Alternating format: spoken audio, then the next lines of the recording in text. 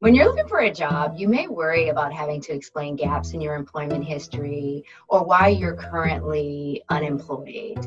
And there's a misconception that recruiters see these things as a red flag, when in actuality, lots of applicants, most applicants, have these experiences on their resume.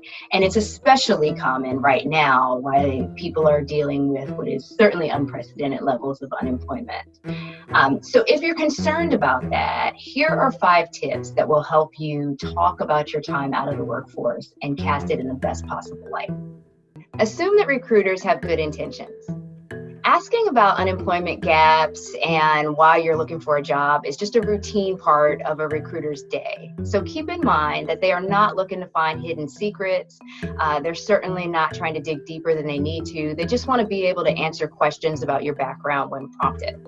So when you assume that they really are just trying to have a conversation, it helps you relax, have a more conversational tone, and just jump right into the natural flow of your interview.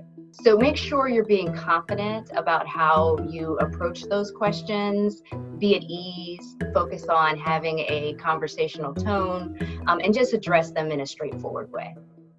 Number 2, leverage familiar narratives.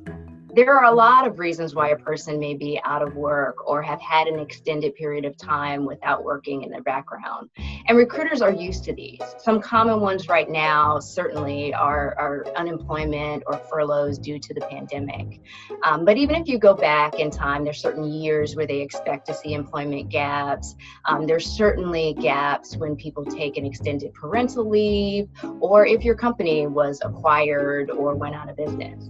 If any of these sort of common narratives are what you are dealing with, just put them on the table in a straightforward way. You don't need to dig into them in any additional detail because, again, recruiters are very familiar with them.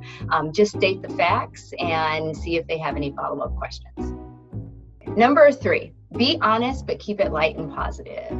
Interviews are a little tricky because you're expected to interact in a warm and genuine way with someone that you don't know very well. And so it's hard to know how much to dig into the story about why you're unemployed or why you had an employment gap. What you want to keep in mind is just to stay on the positive side of the story as much as you can and not to go into it with any more detail than you need to. So be upfront, tell the truth about what happened. If there was a tricky situation, you can certainly be honest about the details around it. But this isn't the best time to be as vulnerable as you absolutely can because the person doesn't know you well enough to really be able to appreciate the dynamics you've been through.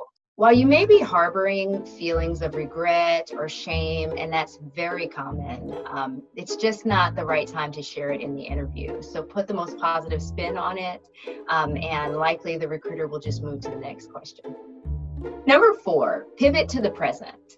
As much as you can, use the question about why you left a former employer to move you into the present tense and tell why you want this job. So spend some time explaining why you left. For example, if you had a bad relationship with your boss, you might make a more positive spin about how the culture wasn't right for you, and then transition into a story about why the culture at this job you're trying to get is a much better fit. And as you move through the process, always think about how you can use a question to ultimately tell your more positive story in a better light. 5, remember to connect. This might be the most important tip of all because you want to keep in mind that even though someone's asking you about why you left a job or an employment gap in your resume, the real goal of an interview is to make a genuine connection with your interviewer and help them envision what it would be like to work with you. So keep in mind when you're answering these questions that even if you don't nail all the points you practiced, even if you say something that you think wasn't exactly right, ultimately your job is to connect in with the person in front of you and make sure you get to know them and they get to know you.